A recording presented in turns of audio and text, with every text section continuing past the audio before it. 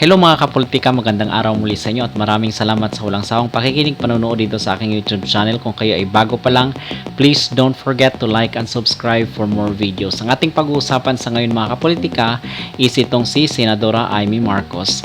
Mga kapolitika, na pag-usapan natin doon sa ating previous video, itong si Amy Marcos na hindi pagdalo sa rally sa Cebu at itong nanlalamig na ugnay nila ng mga Duterte mga kapolitika, at may sinabi rin si Salvador Panelo sa kanyang karanasan dito kay Amy Marcos, at again napag-usapan natin yan doon sa ating mga previous video, so panoorin nyo na lang mga kapolitika. Now meron tayong bagong pag-uusapan sa kanya kasi nung mga nakarang araw is nag-browse ako dito sa YouTube at nanonood ako ng mga videos mga kapolitika, at sa hindi inasang pagkataon is meron pong ads or commercial ako na nakita tungkol na naman ito kay Amy Marcos, at hindi lang sa kanya, ganun din sa mga Duterte. So pag-usapan natin yan later on. Now dito naman sa issue ni Amy Marcos, sa sinabi ko nga nung nagbabrowse ako sa YouTube is meron akong ads or commercial na nakita tungkol dito kay Amy Marcos, at hulaan nyo mga kapolitika, ano yung ads na nakita ko is paninira sa kanya. Okay, so pinakita doon sa video, sa ad video na kung saan is itong issue niya sa AKAP. Alam naman natin na binabangga ni Amy Marcos itong kanyang pinsan na si Romualdez, itong si Martin Romualdez. So ang sabi doon sa video na kung saan kasi yung pinaimbestigahan ni Amy Marcos itong AKAP. Itong AKAP, itong ayuda sa kapos ang kita program, di ba? So na-issue yan yung 26.7 billion. So ang sabi ni Amy Marcos, nagulat siya dito kasi ngayon niya lang daw narinig itong AKAP. So and then nagulat siya doon sa programa na yun kasi unfamiliar sa kanya, pero mas nagulat siya dito sa amount which is 26.7 billion pesos. At ang sabi naman ng Kongreso kung saan is wala pa umano itong program, wala pang guidelines mga kapolitika kung saan at kailan ito gagamitin. So pinaimbestigahan ito ni Amy Marcos kasi bakit meron ng pondo, wala pang guidelines kung saan at sino-sino ang mga beneficiary nitong AKAP na ito, kasi napakalaki po ng halaga mga kapolitika, 26.7 billion. So yun yung issue niya na yun yung video sa ads na nakita ko mga kapolitika. Pero nakita ko rin doon sa dulo ng video is pinakita doon na meron palang perma itong si Amy Marcos dito sa AKAP na ito. Kasi sa budget yan mga kapolitika, nagmi-meeting yan sila. So kumbaga, kung nag-agree ka doon sa isang proposal, budget is pipirma ka. At nandun mismo yung perma ni Amy Marcos sa AKAP. Pero ang sagot niya naman dito is electronic signature lang yon.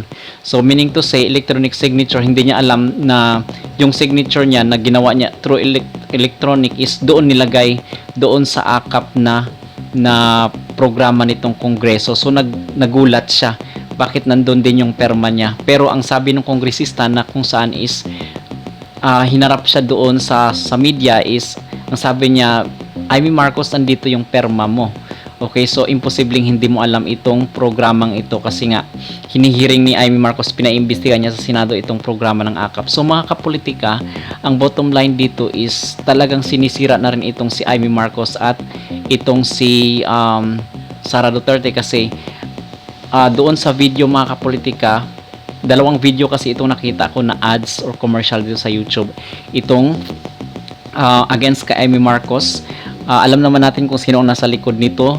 100% posible po na yung pinsan niya, at ang paninira rin dito kay VP Sara at kay sa ama niya na si former President Rodrigo Duterte. So doon kay Duterte, sa side ng Duterte, yung pangalawang video na nakita ko mga kapolitika is dito naman sa pro-China policy.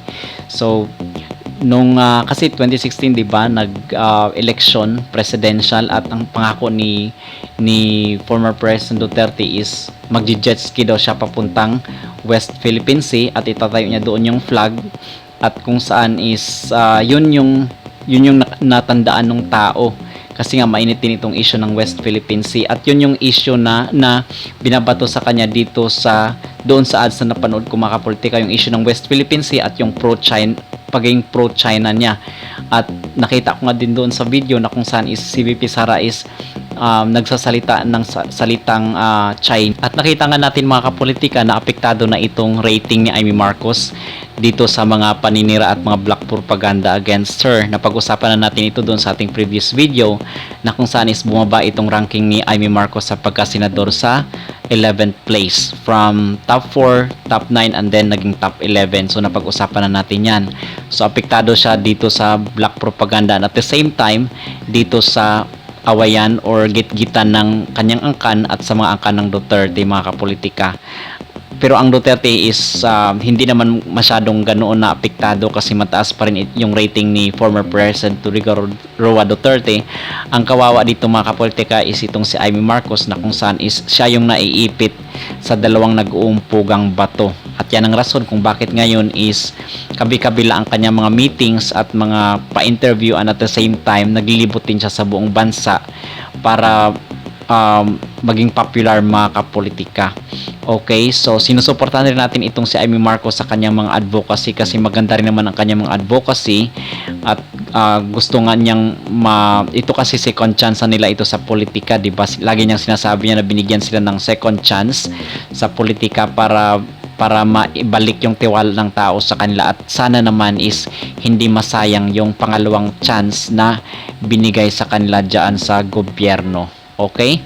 So yun lamang ang ating issue or ating opinion, mga kapolitika. Kayo ano ang opinion sa isyong ito? At again, kung kayo ay bago pa lang dito sa aking YouTube channel, please don't forget to like and subscribe for more videos.